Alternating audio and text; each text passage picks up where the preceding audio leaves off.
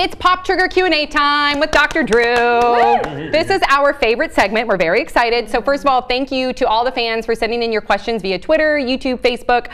Let's get right to it. Coming in from Twitter, from Rebecca. Can you be addicted to social media? Great question. Yeah, it's a great question. When people are addicted to that kind of thing, they call it process addiction. It's sort of, I think, more of a compulsion than an addiction, where people get, you have it? That's what I feel. Well, I always find myself going into patterns. I want to do something, I'm doing my work, then I feel this need for a release from my work, and so I instantly go like through the same patterns. It feels more like compulsive behavior. It's a compulsive thing, and people get lost in it, unfortunately, and it's very similar to video game addiction in that if you are depressed or you are having difficulty managing emotions, it can really intensify and become a problem. Ooh. Wow. Coming in from Albert Limon, which does Dr. Drew enjoy hosting the most? Podcast, On Call, or Love Line? I really enjoy HLN because not just because the executive producer is standing right behind this camera, but because television is the most challenging. Radio is the most intimate. They're very different. Radio is the most intimate. Podcasting is satisfying because people are coming to you and you know they're going to spend the whole hour with you. But television is always the most challenging because you have to really attract people and get them in and then hold them and create things that they want and need. And then the technical aspects of what you're doing is a lot of stuff going on. It's live. Yeah, I like that. Yeah. Coming in from the Fat Man, can watching too much porn be clinically diagnosed as an addiction? Yes, unlike social media addiction, which is more of a compulsion, porn addiction is in the spectrum of sexual addictions. It's for sure an addiction. Okay. And it's actually considered one of the most rapidly increasing diagnostic categories in the country. If you've had sexual abuse in childhood and you're female, you may get this problem. Emotionally abused males tend to get it, and it can really be problematic. I mean, the crack pipe is sitting in your computer, which is around us all the time, or on your phone now. So what would you tell either the Fat Man or somebody home? Check out a website, sash.net, sash.net. A lot of resources there. There are screening tools to see if you really have a problem, and then resources where to go and what to do. It's a real deal. It can be really a problem. Addiction, Brett? I don't know, but it's part of my circle of what I do when I'm bored. I don't even do it for I'm like, I wonder what those people are doing on the internet in those little thumbnails where it's like.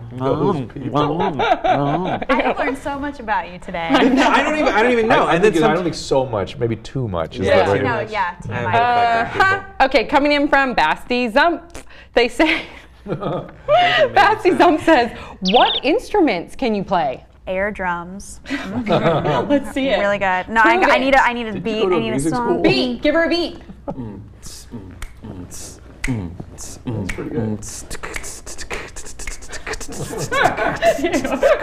Good job, Bree. Thanks. Okay, what about you, Dr. Drew? Piano and voice. I do guitar, harmonica, banjo. Nice. Piano. Cool. Oh, yeah. What was your band called? North of Cuba, right? North of Cuba. Yeah. You may have seen the Jimmy Jane Blues Party around '99 at the Whiskey A Go Go. I don't know if you guys. No one did that. No, I didn't see that. Coconut Teaser. No one went to the Coconut Teaser. No, I was 9. No. Thanks. You're welcome. Thanks. And then I grew up playing the baritone. They called me the heavy metal. Get it? The heavy metal because it's big. Sax? Yeah, I played the baritone for 2 years, but I feel like the only song I really remember is Louie Louie.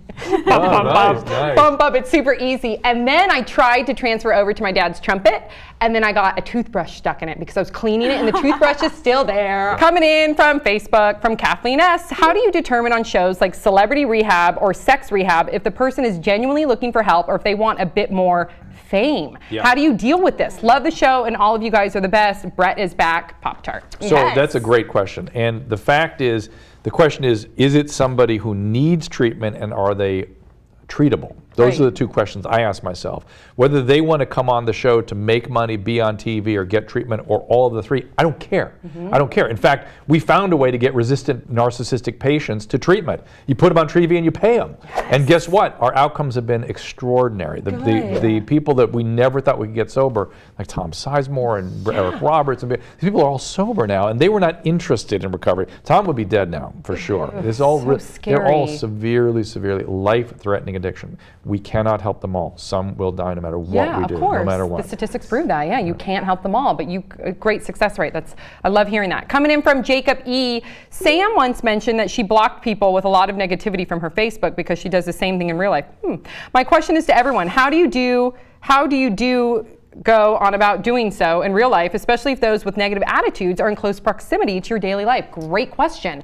That's always been a problem with mine. Dr. Drew knows I get anxiety very easily, and toxic people I feel like are drawn to me because I'm used to like helping them and catering to them, and I've learned just as of recent to set boundaries. So yeah, you're right. I've blocked people on my Facebook that are negative, and I'm doing that in my real life too. It's very hard to do. It's a skill, and then how do you navigate that when you have to be around these people? Yeah. Because that happens sometimes. Yeah. It's not easy. It's not some single answer, but the model of, I mean, Facebook's a great model. You're blocking them. You got to block them emotionally. You got to block them physically. Yeah, I definitely agree with that. But some people, there's a dynamic where it takes too much effort to stop hanging out with them. And that's what resonated with me. That's why I guess you mean to pull out pull out and get them away. They're around you all the time, and it's so length. difficult. And sometimes they don't mean to be bad, but they do get toxic and they do get vindictive, and suddenly they start acting out, and it negatively affects you in a very tangible way daily.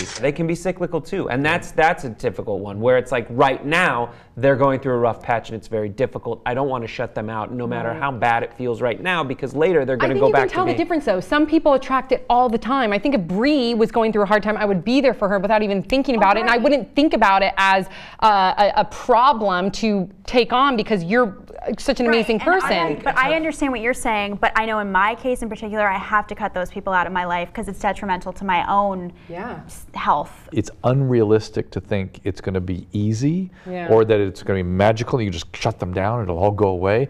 It's hard. It's a navigation. You're having to navigate. Just be aware of keep your feet square in the ground. Be aware where they're trying to get under your skin, how they're getting under your skin, and that you're entitled to not respond and not help. It's okay not to do that. Don't feel guilty. As hard as it's going to be, because I get ridden with guilt. Don't feel guilty. Coming in from Yasmin Ramiro.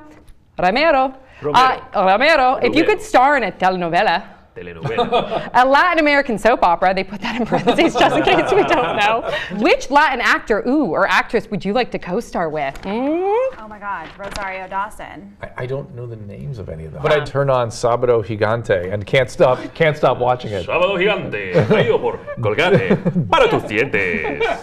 Don Jose? What's the name? I don't know what it is. Don Julio. I am with my Don Julio, and I am Don Jose. I can't stop watching it. So you just want to be in a telenovela with him?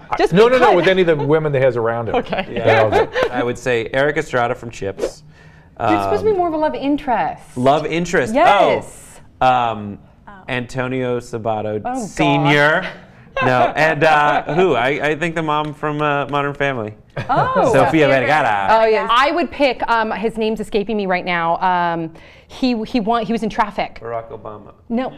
Sorry, I'm just thinking of names. I'm trying to get it going. He was in Traffic, Benicio del Toro. Oh, yeah. Have you ever seen him in real life or heard him talk?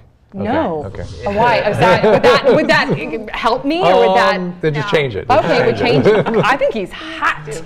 Okay, coming in from Ryan B. I'd like to hear Dr. Drew's take on the situation concerning Hollywood trending toward older leading men paired on screen with younger leading ladies, and how he thinks that affects society and in particular. For instance, they looked at Liam Neeson, that's her everything. Yeah. He's older. Everything. He's 65 or something, right? She's my boo. Yeah, oh, really? She calls him Lily. In fact, well, let's examine this a little bit.